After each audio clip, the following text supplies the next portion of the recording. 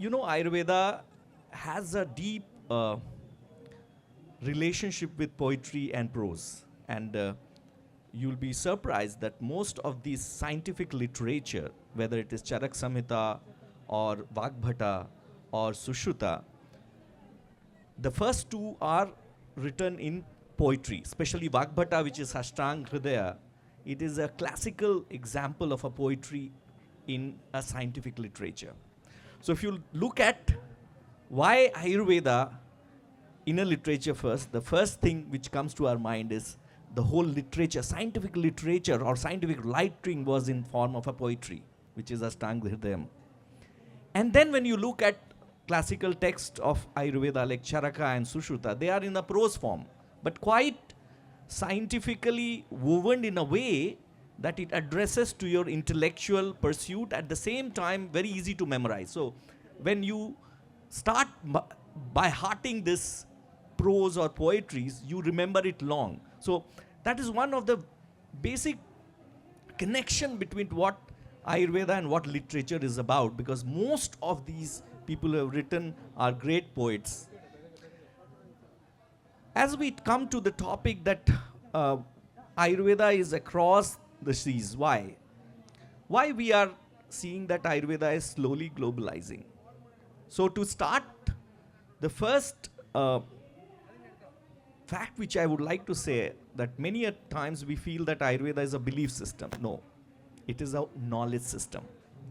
Now why say Ayurveda is a knowledge system? That when you say Veda, Veda itself has its own lineage from Vedic literature, and Veda means knowledge. Vid dhatu in Sanskrit is called as knowledge system.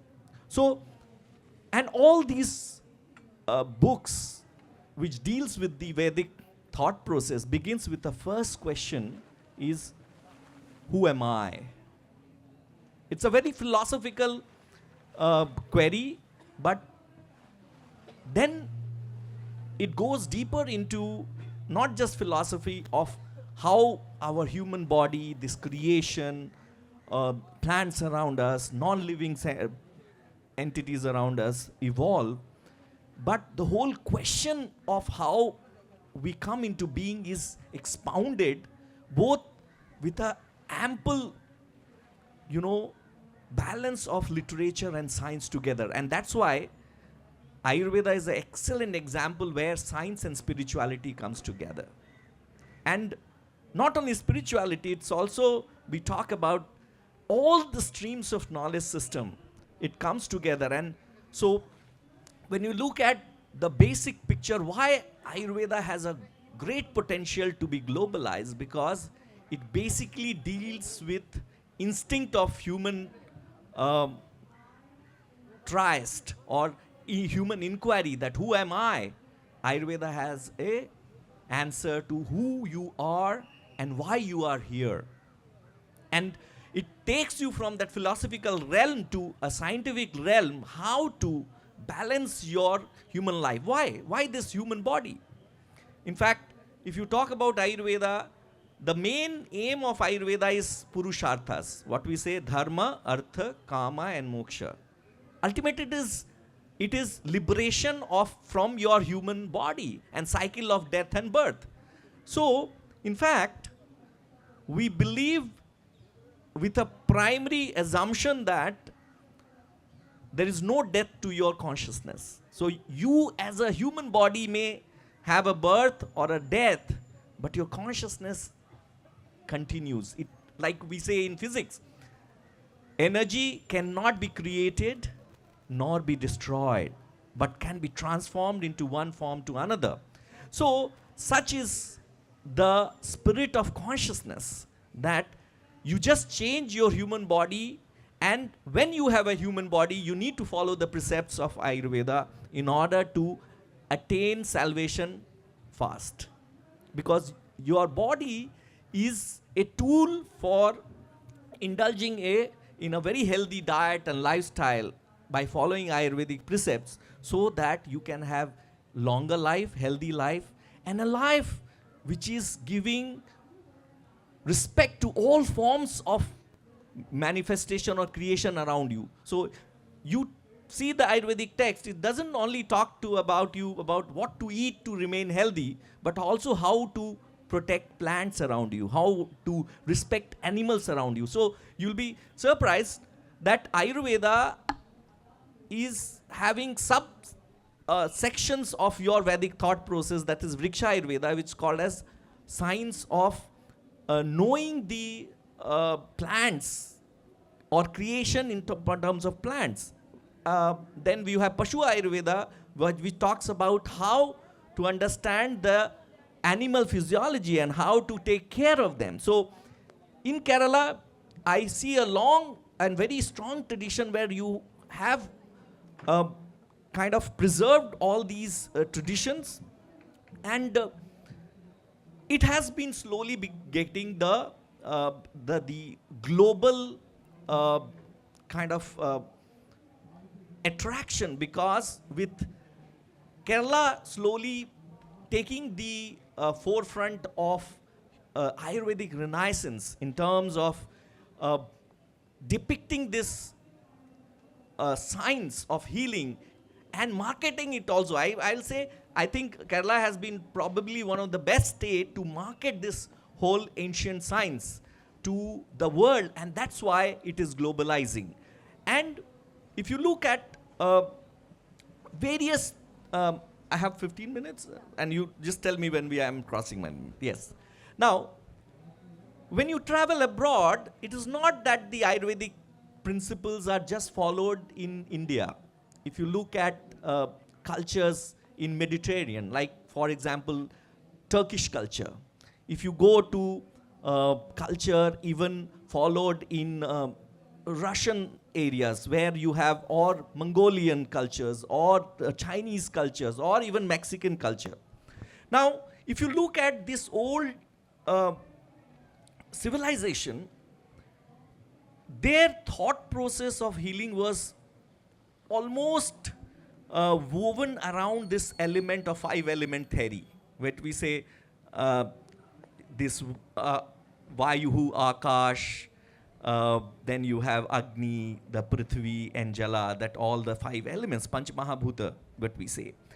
Even if you look at the ancient tradition of healing in Greek or in Turkish culture, where they call as a very strong tradition they have, where they use all the Ayurvedic methods of healing, like even Hajamat they say. We say Raktamokshana, cutting the vein and taking out bad blood.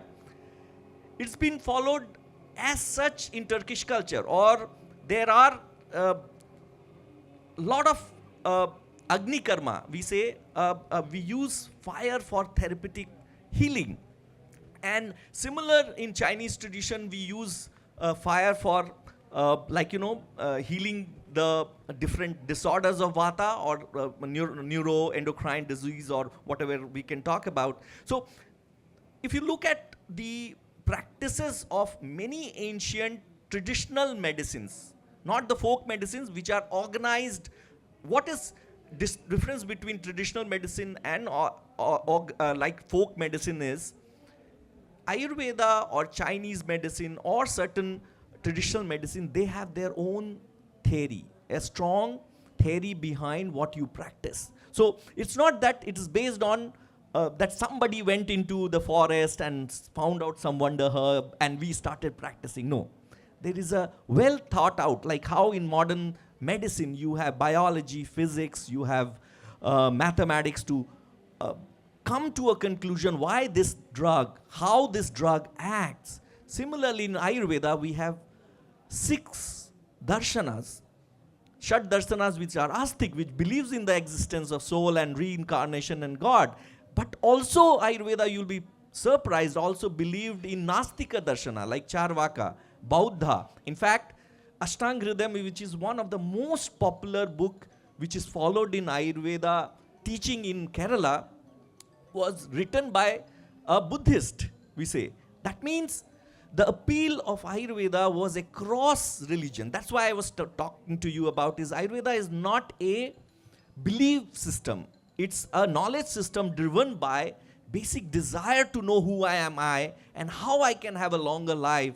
in order to do good to the society, do good to ourselves, and try to get moksha where I don't have a rebirth. Of course, this concept seems to come from a lot of Astika philosophy where rebirth was allowed, but it doesn't mean that we didn't believe in Nastika Darshana, where Charvaka talked about, okay, I'm not worried about whatever it is, I just worry about my physical body, so I just have to eat, sleep, enjoy life, and then just die, because there is no rebirth after this one which I am experiencing it now. But when it talks about enjoying life, indulgence, there's a lot of Saddhavritta talked about in Ayurvedic text, how to behave with your people around you. That's why if you look at the definition of health in Ayurveda, it talks about not just that you are physically balanced, not only when you don't have any psychological problem, but also it talks about spiritual and social well-being, that how are you interacting with your spiritual life, how are you interacting with people around you, the family members, the neighbors, everything. So the whole ecosystem adds to the whole perspective of your physical, psychological, and social well-being. So this is one of the most important definition. Even in 1977, WHO gave the same definition, but it was much after many of this Ayurvedic literature always talking about it. So when you talk about Ayurveda is global in nature, it was truly global in nature because the whole concept of health, well-being was much ahead of its time, in fact, because today whatever is redefined as state of well-being is always already told in our Ayurvedic text in beautiful poetry, in beautiful prose which is written by Vagbhata, Sushruta, or Charaka Samhita in our books. So this is where we wanted to highlight that the nature of Ayurveda as such itself is global. And with the advent of newer researches, so there's another last part of my deliberation which I wanted to just put forth is Ayurveda scientific? Does it come up to the terms of scientific rigor of what today whole world accept as an evidence-based practice? In fact, basically the philosophy, the Tarka, I don't know how many of you have heard about Tark Sangraha, written by one of the great scholars of Nyaya and Vaishishika, Kannada. Now, in this book, if you read, it's exactly talking about how to make a research hypothesis. We say, you take a pratigya, you take a hypothesis, then you talk about hetu. Why apple only falls down? Observation is apple is falling down. Then you start talking about why apple is falling down. Then you talk about the cause behind it, hetu.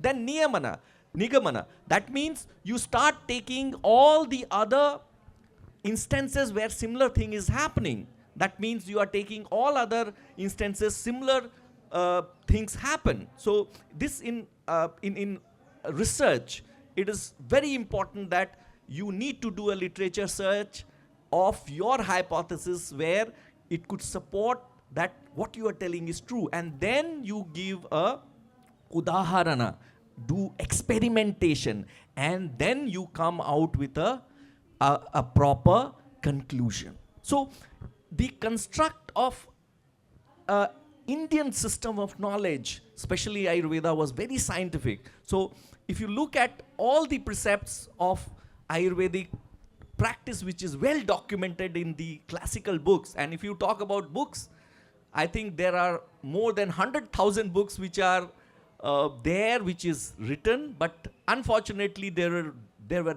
many other causes due to invasion and all, where Nalanda University and Takshila University were destroyed, where we had destruction of so many manuscripts.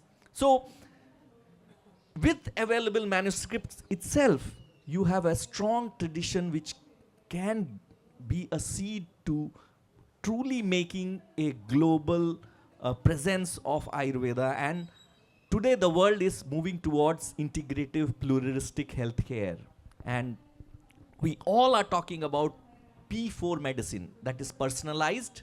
That means a therapy would be personalized. People are not seeing whether it's allopathy or Ayurveda. It will see what suits you. Predictive, where you can predict what you can get. You know, when you see a person with Vata subtype, we say, oh, his predisposition to get a joint pain may be high. Such a knowledge system was there. You can predict based on prakriti. Predictive, participatory, where people participate in the process of healing. So that is also there ingrained into Ayurvedic theory. And then it should be a